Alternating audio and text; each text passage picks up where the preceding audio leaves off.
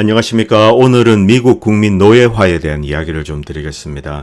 지금 달러 패권이 크게 이슈가 되고 있습니다. 달러의 위상이 좀 줄어들고 약화되고 위안화가 뜬다, 이런 여러 가지 이야기들이 나오고 있습니다. 자, 이 달러 패권 이야기를 들으면은 미국 국민들이 전 세계에 돌아다니면서 이제 떵떵거리고 살 것처럼 그렇게 느껴집니다. 뽀다구가 나죠. 패권자가 들어가 있으니까. 그러나 실상은 이것과는 반대입니다.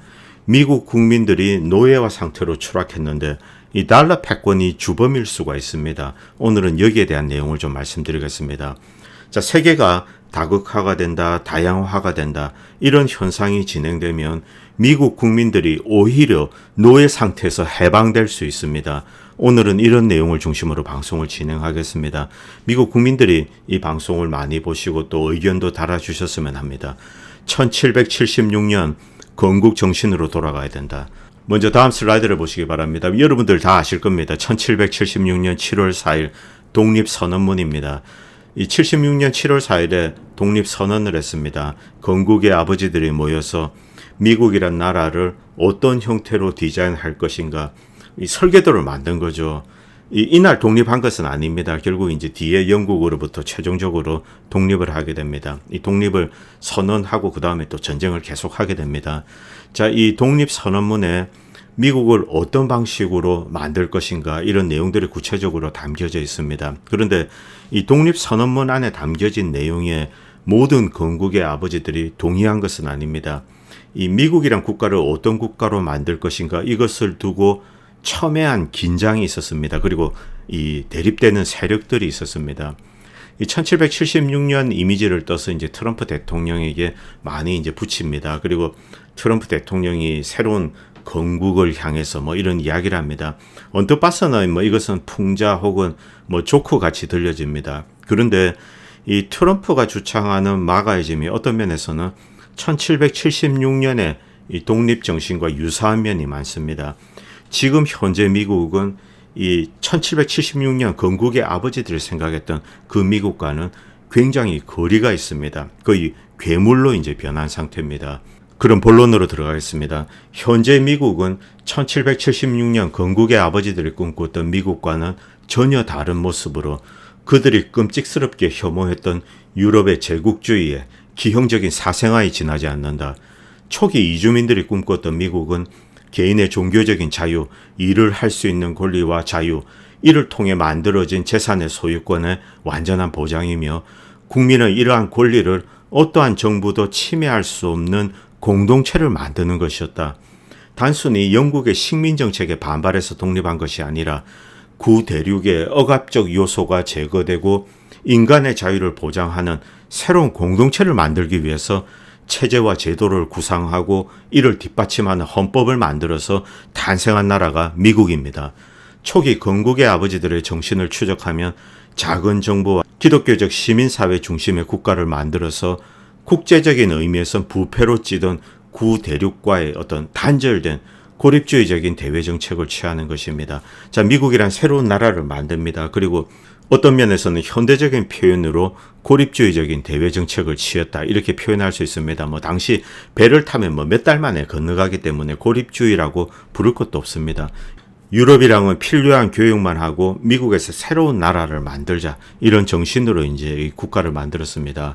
실제 건국에 들어갔을 때 국민의 자유와 권리를 보장하고 중앙정부의 권한을 제한하려는 토마스 제퍼슨 등 대표적인 인물이죠. 이런 반연방주의자들, 여기서 반연방주의라는 표현은 연방정부의 권한을 강화하려는 세력에 대해서 반대한다는 그런 의미입니다.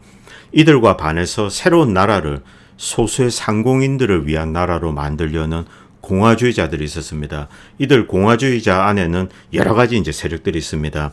상공인들을 위한 나라, 중상주의자로 분류될 수 있는 그런 세력도 있었고, 그리고 당시 이제 유럽에서 일어났던 어떤 혁명적인 물결, 대중혁명, 시민혁명, 해겔, 프랑스 혁명, 이런 것으로 상징되는 겁니다.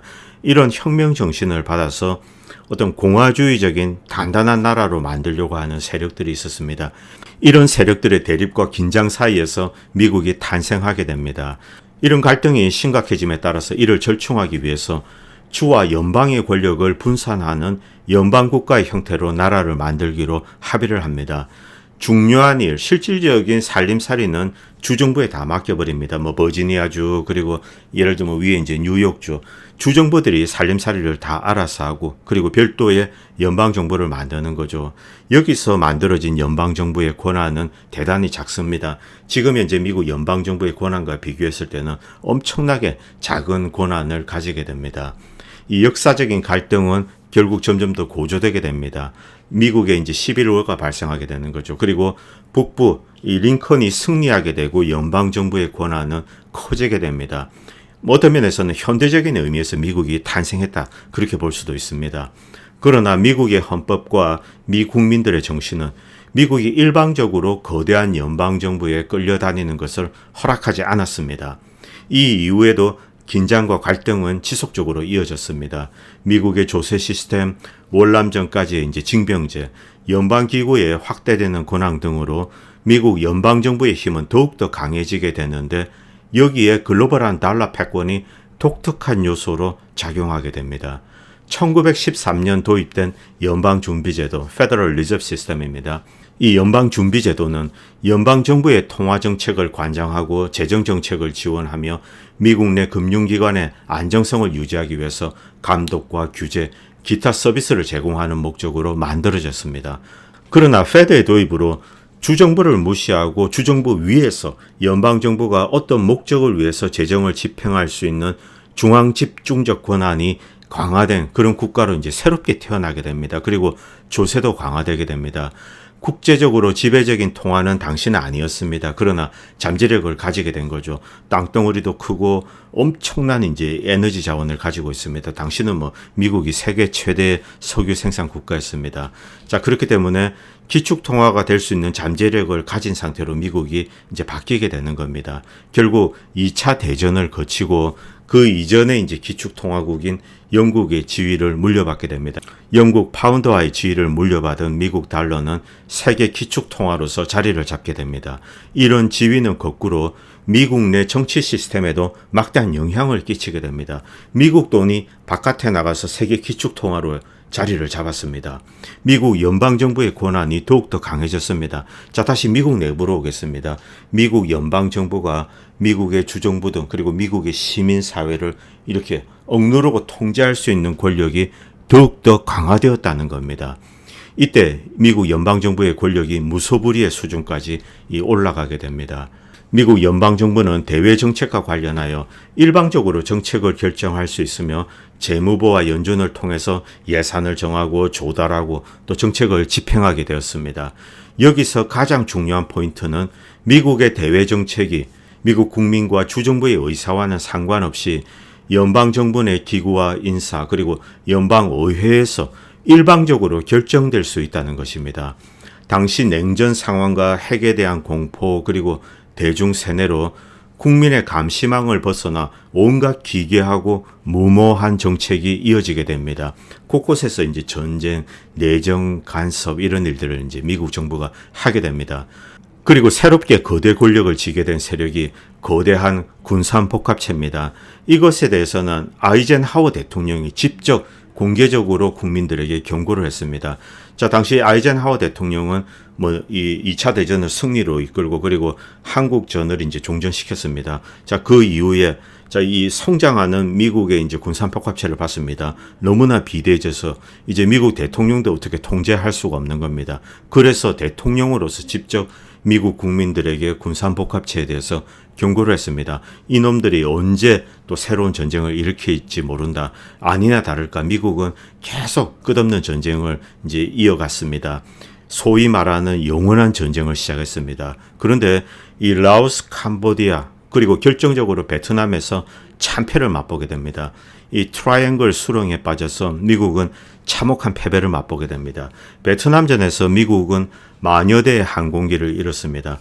3,600대의 전투기를 잃었고 그리고 나머지 이제 한 7,500대의 이 헬기라든가 그리고 각종 수송기, 온갖 종류의 항공기를 잃었습니다.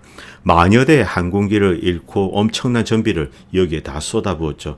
사실상 미국은 이때 국가 파산 상태에 직면하게 됩니다. 결국 1971년 닉슨은 금태환 정지를 선언하고 세계 화폐 시장은 변동 환율제로 들어가게 됩니다. 미국은 달러의 가치를 끌어올리기 위해서 페트로달러 체제를 만들고 그리고 글로벌 금융 관련 각종 국제 기구 그리고 이제 마켓플레이스 시장 기관을 만들어서 달러의 패권을 유지하기 위해서 다방면의 노력을 기울이게 됩니다. 반대로 이에 도전할 가능성이 있는 요소는 전쟁과 제재로 철저히 억압해 갔습니다. 그리고 달러의 국제적인 유통을 강화하기 위해서 미국 내 석유 생산을 억압하고 석유 생산을 급감시켜 버립니다. 페트로달러 체제를 유지하기 위해서는 중동의 석유를 미국이 수입해주고 거기에 달러를 공급해줘야 합니다. 미국 같은 경우 사실은 이제 석유 매장량이 많기 때문에 미래를 위해서 이렇게 파지 않고 묻어버리는 겁니다. 그리고 이 달러를 수출하기 위해서 이제 중동 지역으로부터 석유를 수입하고 이런 것을 용인하게 되는 거죠. 자, 미국의 수입이 크게 늘어나게 됩니다. 그리고 무역 및 경상수지에서 막대한 적자를 수용해야 되는데 중동뿐만이 아니라 아시아 신흥공업국들, 유럽의 이제 공업국들, 독일, 프랑스, 그리고 아시아에는 일본, 한국, 이런 공업국들로부터 이제 물품을 수입하고 대신에 이제 이 달러를 보내게 됩니다. 남미 서유럽도 마찬가지입니다. 이런 방식으로 이제 전 세계에 달러를 보내고 달러의 유통을 확대하게 됩니다. 즉, 현대적인 달러 유통 플로우가 이때 강화되게 됩니다. 이런 패권은 결코 미국이 일방적으로 협박하고 강요한다고 해서 만들어지는 것은 아닙니다. 미국이 아무리 군사력이 강하다고 해서 전 세계에 돌아다니면서 주먹으로 쥐어박으면서 달러를 강요할 수는 없는 겁니다. 자, 상호 호혜적인 것이어야 합니다. 미국 역시 위에서 언급한 여러 가지 내용들, 자, 미국 역시 시장주의 논리로 위에 있는 노력들을 많이 해서 이 달러의 가치를 유지하기 위해서 그리고 이 미국의 월스트리트로 대변되는 어떤 미국 중심의 금융 지배 질서 이런 것을 만들기 위해서 최선을 다했습니다. 자, 주고받는 상호 호혜적인 네트워크가 필요합니다. 이런 네트워크가 있어야지 진짜 이제 이 달러의 지위가 제대로 유지가 되는 겁니다. 미국은 이런 네트워크에 공을 많이 들였습니다. 그런데 모든 달러 패권과 연방정부의 정책은 미국민의 이익과 상관없이 연방정부 내 인사, 월가, 그리고 국제적, 글로벌 다국적 기업 혹은 글로벌한 정책 수혜자들의 이해관계에 봉사하게 됩니다. 이것이 첫 번째 미국 국민에 대한 배신 행위입니다. 자, 미국 국민들은 많은 권한을 연방정부에 양도했습니다. 연준, 재무부, 이 연방기구들 다 포함한 겁니다. 자, 그런데 미국 정부는 미국 국민들을 위해서 일을 한다라고 이야기하고 이 달러 패권을 이용을 합니다. 그런데 이 달러 패권을 이용해서 실질적으로는 미국 국민을 괴롭히고 어떤 특정 그룹의 사적 이익을 위해서 이렇게 이용을 해왔다는 겁니다. 이런 정책이 강화되면 강화될수록 글로벌리스트 이익만 증대되고 반대로 미국 국민들은 가난과 억압으로 몰리게 되는 겁니다. 미국 국민들의 권리가 박탈당하고 미국 국민들의 부가 날아가는 겁니다. 미국 납세자들의 세금으로 연방정부는 각국과 거래를 합니다. 전쟁도 일종의 거래입니다.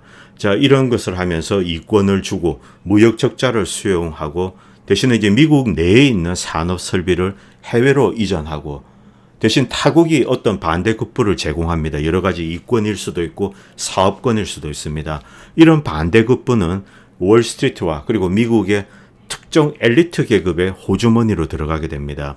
그런데 이들 주머니에 들어온 이런 이권 부를 미국 국민들을 위해서 사용하냐 천만의 말씀입니다. 이들은 다시 이것을 해외로 들고 나가서 해외에서 자신의 부와 지분을 늘려가게 됩니다. 자, 이런 글로벌리스트는 끝없이 미국 내 국민들을 착취를 하고 그들의 어떤 글로벌한 이익 그리고 이제 글로벌한 지분을 확대하게 됩니다. 이것이 현재 미국의 모습입니다. 현재로 돌아와서 지금 세간의 관심을 모으고 있는 탈달러화 이슈도 이런 관점에서 들여다볼 필요가 있습니다. 먼저 중국 위안화가 지금 많이 거론되고 있는데 과연 중국 위안화가 미국 달러를 대체할 수 있을까? 여기에 대한 이야기를 잠깐 드리겠습니다. 먼저 당장 중국이 미국과 같은 정책, 즉 천문학적인 무역 적자를 감당하고 내수를 활성화하고 중국 내 내수를 활성화하는 겁니다.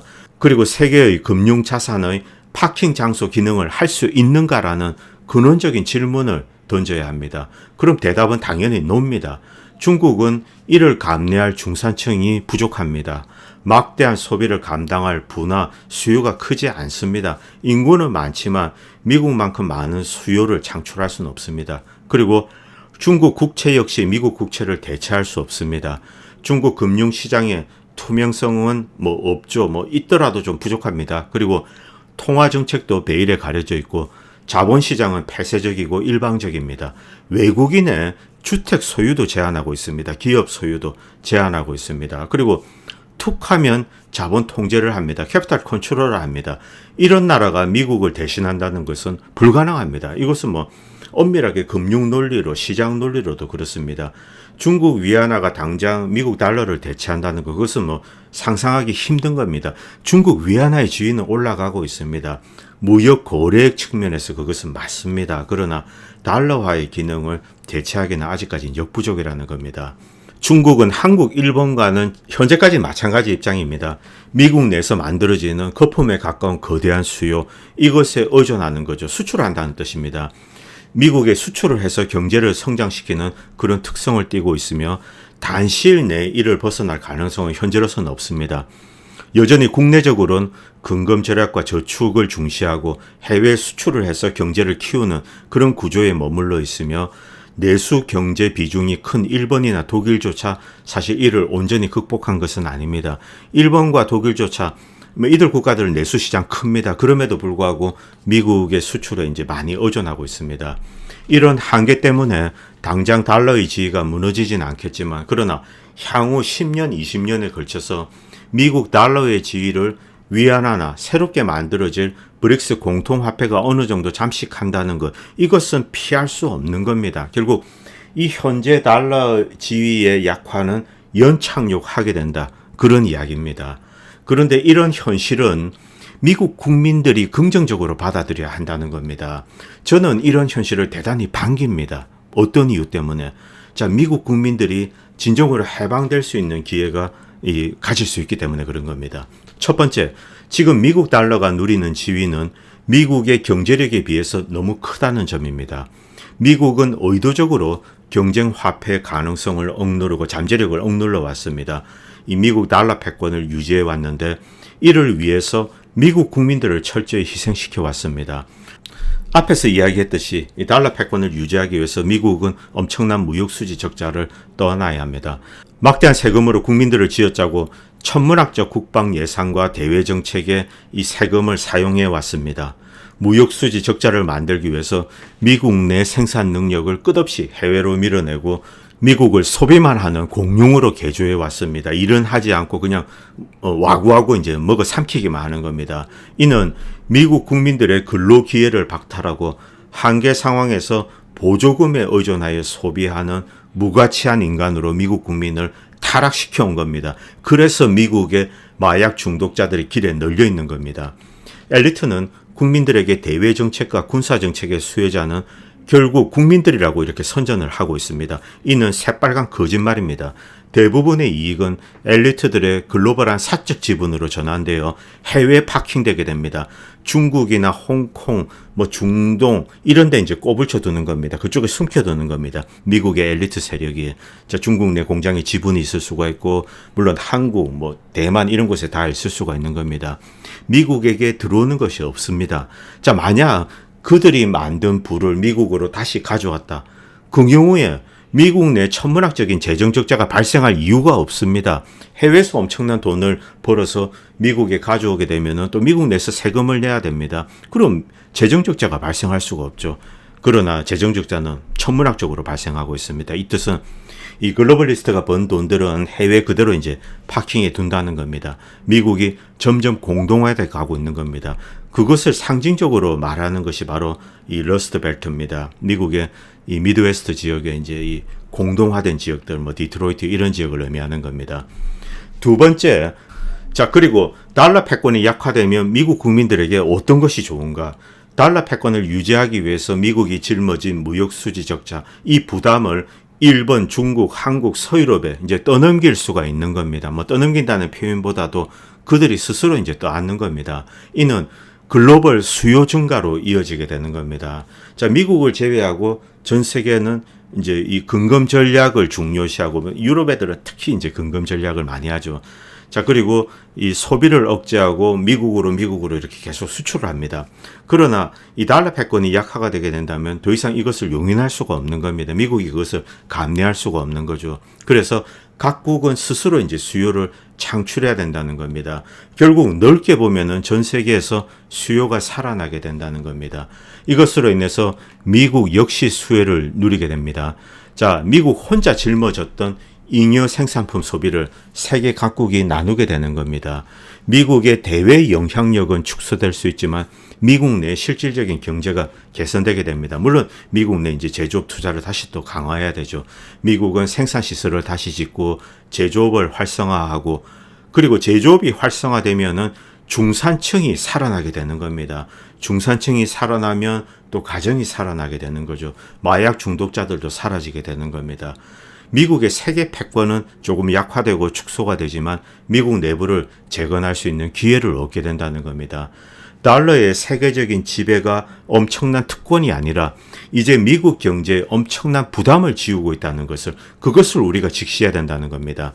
트럼프 행정부가 최초로 이 사실을 지적하고 이 역할을 거부하겠다 이렇게 이제 선언을 한 거죠. 그러자 사익에 굶주린 미국 내 글로벌리스트들은 미친 듯이 이 트럼프에게 달려들었던 겁니다. 바로 그것이 결정적인 이유입니다. 세 번째, 미국이 패권을 이용해서 저질렀던 사건을 되돌아봅시다. 달러 패권, 연방준비제, 외교와 국방에서 연방정부의 권한이 이제 엄청나게 강화가 되었습니다. 이것을 이용해서 단일 패권을 장악했던 지난 30년 냉전 구도가 무너지고 이제 소비에트 체제가 사라졌습니다. 그 이후에 미국은 절대 패권자로서 이제 있었습니다. 그런데 미국은 도대체 무슨 짓을 했고 어떤 이득을 보았는가? 바보 같은 짓을 했고 오히려 미국은 큰 피해를 보았습니다. 이라크 침공, 아프간 침공, 시리아 내전, 유고 내전, 리비아 내전, 예멘 내전, 소말리아 내전, 그리고 이제 며칠 전에 시작된 수단 내전. 이로 인해서 미국은 도대체 무엇을 얻었습니까? 얻은 거 별로 없습니다. 천문학적인 재정 적자, 국제적인 증오심과 혐오감, 미국 국민들의, 미국 젊은이들의 생명만 희생시켰고 그리고 엄청나게 많은 세계 시민들의 목숨도 앗아갔습니다. 이것이 지난 30년 동안 미국이 저지른 짓의 결과고 그리고 천문학적인 재정 적자로 미국 국민들은 그 부담을 떠안았습니다. 이라크를 파괴해서 미국이 얻은 게 있을까요? 별로 없습니다. 물론 글로벌리스트들이 자기 나름대로의 어떤 이제 석유 관련된 이권은 챙겼을 겁니다. 그러나 미국 국민들의 삶에 개선된 것이 있습니까? 그렇지 않습니다. 반대로 미국이 누린 이익은 제한적이며 그마저도 죄다 글로벌리스트 입에 들어가 사라져버렸습니다. 반대로 서유럽과 아시아 공업국들은 내부적인 경제적인 모순을 미국으로 계속 쏟아붓는 겁니다. 모순을 수출하는 겁니다. 자, 이런 방식으로 자신이 져야 할 책임을 회피해왔습니다. 그런데 달러 패권이 축소가 되면은 이들 역시 내수를 강화하여서 잉여 생산품을 소화 흡수해야 됩니다. 이는 궁극적으로 세계를 한 차원 높은 단계로 이제 이끌게 될 것입니다. 이제 미국은 전쟁을 이용해서 이득을 볼 생각을 버려야 합니다. 이런 핵심적인 요인들이 모이게 되면은 미국 내부도 1776년에 버금가는 혁명을 겪게 될 것입니다. 연방정부의 강화된 권한이 이 파괴한 미국 내부의 실상을 직시해야 된다는 겁니다.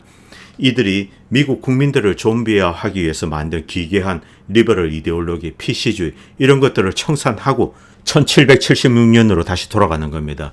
종교적인 자유와 개인의 사적 소유권, 정부의 권한을 제한하고 구성원의 자발적인 참여를 독려하는 새로운 공동체로 거듭나는 거죠.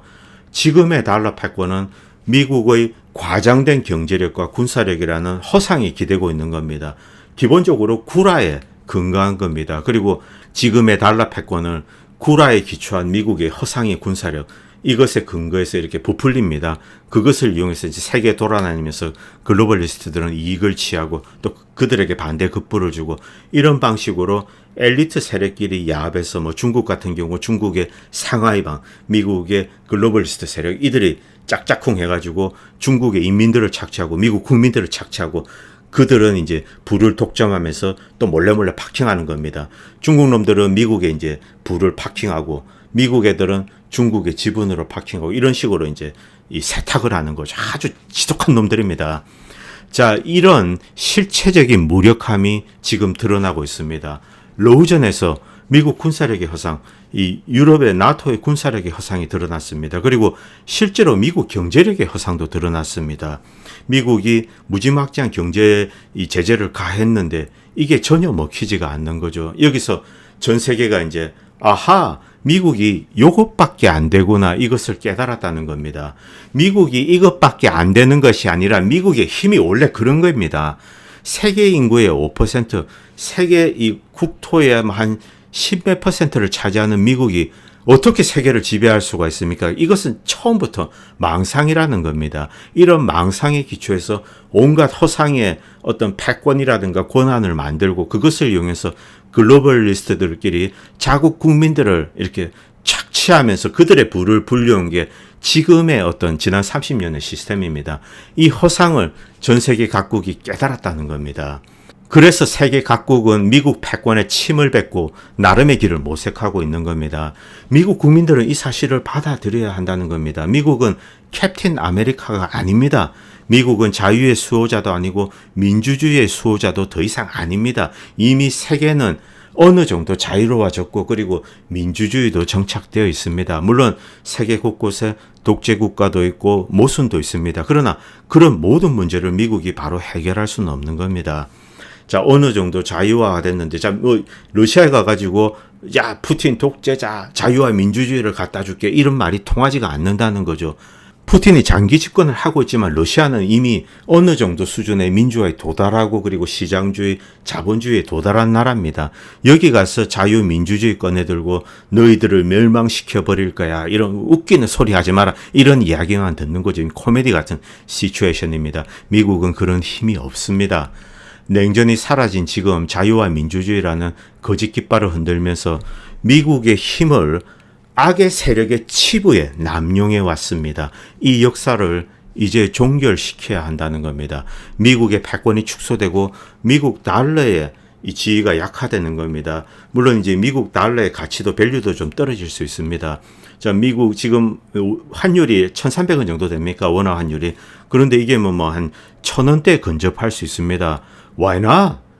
That's okay입니다. 자, 미국 달러 가치가 평가절하되면은 미국이 이제 수출을 많이 하면 되는 겁니다. 그리고 뭐 인플레이션 문제가 되고 있지만 미국은 비장의 무기가 있습니다. 석유 생산은 늘리면 됩니다. 셰일가스 그딴 거 필요 없습니다. 그 더리 오일입니다. 셰일가스가 아니라도 미국 내에는 엄청나게 많은 유전지대가 있습니다. 파서 자, 액화 상태 기름을 캐내서 또 미국에 공급을 하면은 미국의 인플레이션 수준은 금세 낮아집니다. 그리고 농산물 가격도 낮아지게 되는 겁니다. 미국은 정말 복받은 나라입니다. 그리고 뭐 중국 놈들한테 이렇게 땅도 좀 파는 거죠. 부동산도 팔고 그래서 이제 이 중국 자본도 끌어들여서 인플레이션도 낮추고 뭐 외자 유치하는 겁니다. 속된 말로. 자, 그런 방식으로 미국은 극복할 수가 있습니다. 그래서 뭐 달러 패권 축소 이런데 어떤 뭐 이 프라이드 관련돼서 자존심 상해 이딴 소리 하지 마시라는 겁니다. 자, 이제 세계는 함께 번영으로 나아가는 겁니다. 그리고 미국은 여전히 엄청나게 많은 것들을 가지고 있습니다. 스탠다드 표준 플랫폼 그리고 마켓 프라이스, 땅도 복받은 땅이죠. 시큐리티도 완벽하죠. 그리고 국방력, 군사력도 여전히 건재합니다. 저 우크라이나 가서 대륙전을 치를 정도의 이 지상군은 가지고 있지 않지만 미국의 잠수함 전력이라든가 엄청난 해군력은 여전히 건재하고 있습니다. 미국은 많은 난관들 그리고 경제적인 어떤 고충, 뭐 어떤 어려운 시기를 거쳐야 합니다. 이것은 피할 수가 없습니다. 미국은 이 34 트릴리언 달러의 공적 부채가 있기 때문에 이 리스트럭처링 뎁을 해야 되는 거죠. 이 빚을 다시 리스트럭처링 해야 되는 겁니다. 그리고 다시 헤쳐나가면 됩니다. 미국은 실제로 부도난 적이 여러 번 있습니다. 1910몇 년, 1930년, 그리고 사실 2008년도 마찬가지입니다. 그리고 이제 1970년대도 마찬가지입니다. 이런 여러 가지 사실상의 국가 부도 상태를 극복하고 또 미국은 발전해 왔습니다. 이 이야기는 미국 국민들에게 좀 희망을 드리기 위해서 제가 드리는 말씀입니다. 그리고 끝으로 폴 크레이그 로버츠의 짤막한 글을 좀 소개하겠습니다. 1913년은 연준이 탄생한 해입니다. 이때 미국 연방정부는 또 연방소득세를 만들게 됩니다. 이 폴 크레이그 로버츠는 레이건 때 이제 재무차관을 지냈고 카터 정부에서도 일을 했습니다. 자, 여기 보면 재밌는 표현을 쓰는데 유태인들은 자신들만이 희생자다, 2차 대전의 희생자다 이렇게 이제 배타적으로 주장하고 미국 흑인들은 자신들만이 노예제도의 희생자다 이렇게 주장하고 있습니다. 그러나 이것은 사실과는 거리가 멉니다.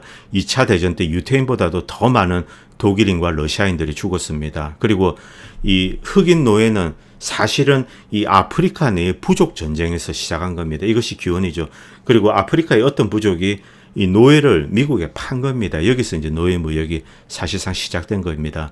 자, 40년 이상 동안 나는 소득세가 있는 모든 국가에서 소득이 있는 모든 사람은 노예가 된다. 이렇게 이제 강조해 왔습니다.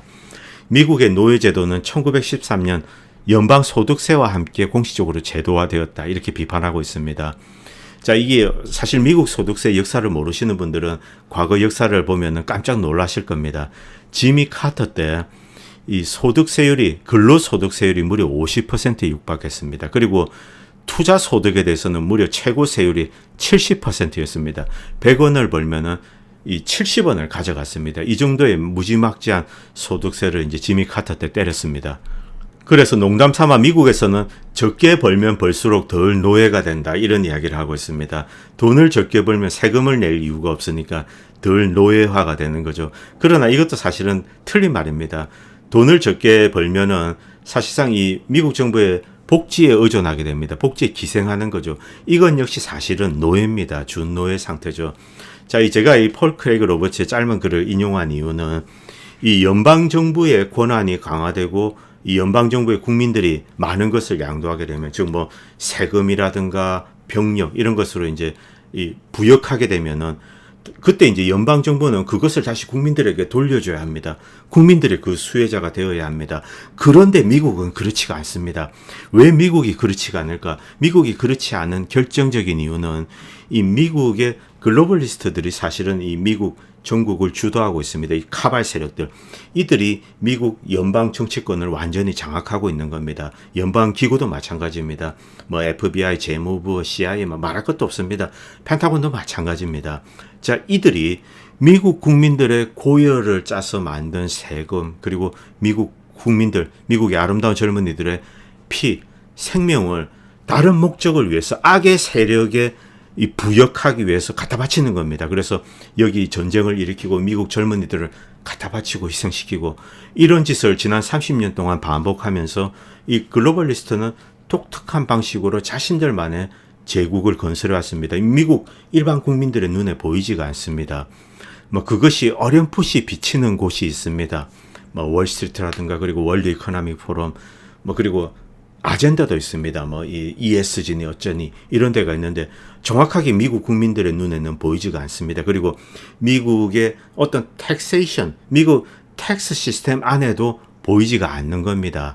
미국의 글로벌리스트 이놈들은 부를 중국에 어디 파킹해두고 또 중국의 상하이방들은 그놈들은 와서 이제 미국에 파킹해두고 유럽에 파킹해두고 한국에 파킹해두고 자 이런 방식으로 글로벌하게 이 일반 국민들 각국을 넘어선 초월적인 단계에서의 새로운 네트워크가 만들어져 왔던 겁니다. 자, 거기에 가장 중심적인 역할을 했던 나라가 바로 미국입니다. 그렇기 때문에 수많은 나라들이 이 미국이 총칼로 위협하지 않았는데도 미국에 와서 이제 개처럼 기는 겁니다. 서유럽 국가들, 한국, 아시아존에 있는 국가들.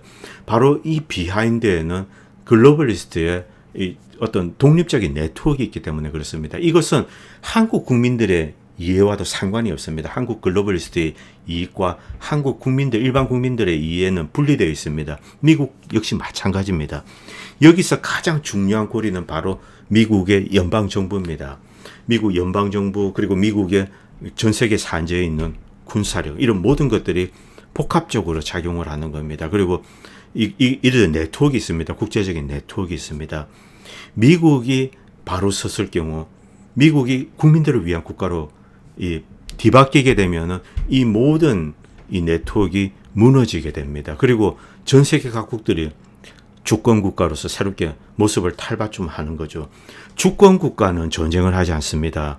전쟁은 누가 일으키는가? 제국주의자들이 하는 겁니다. 글로벌리스트들이 하는 겁니다. 주권 국가의 제1의 원칙은 자국 국민들의 생명을 보호하는 겁니다. 그렇기 때문에 주권 국가로 거듭날수록 세계 평화는 더 빨리 찾아오는 겁니다. 반대로 제국주의 혹은 다국적 기업이 주도하는 질서, 이것은 글로벌한 패권 이익을 추구하기 때문에 자국 국민들을 갈아넣는 겁니다. 그렇기 때문에 끝없는 이터널한 전쟁이 벌어지게 되는 거죠. 자, 오늘 방송이 좀 길어졌는데 제가 드리고 싶은 말씀은 미국에게는 좋은 기회가 찾아온다는 겁니다. 그래서 패권이 무너지고 이딴 얘기에 대해서 미국 국민들이 센시티브할 필요가 없는 겁니다. 자, 새로운 시대가 오는 겁니다. 그리고 분명히 세계는 보다 밝은 방향으로 나아가고 있다라고 저는 생각하고 있습니다. 단적인 예가 러우전에서 러시아가 이기고 있다는 사실입니다. 자, 오늘 방송은 여기까지 하도록 하겠습니다. 그리고 제 방송을 보시고 도움이 된다고 생각하시는 분들은 후원을 해주시면 보다 좋은 방송을 만드는 데 큰 도움이 될 것 같습니다. 감사합니다. 다음 편에 뵙도록 하겠습니다.